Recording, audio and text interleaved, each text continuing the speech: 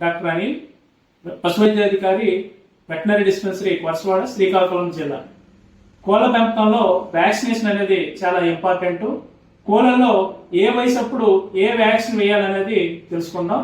So day 1 వచ్చేసి barracks disease సంబంధించినటువంటి vaccine వేసుకోవాలి.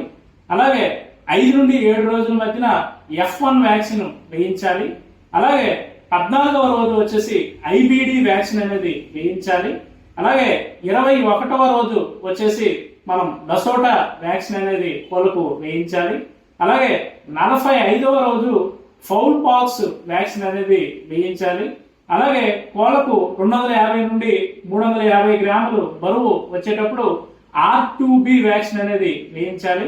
అలాగే ప్రతి 28 రోజులకి ఒకసారి లసోటా బూస్టర్ వ్యాక్సిన్ అనేది వేయించాలి.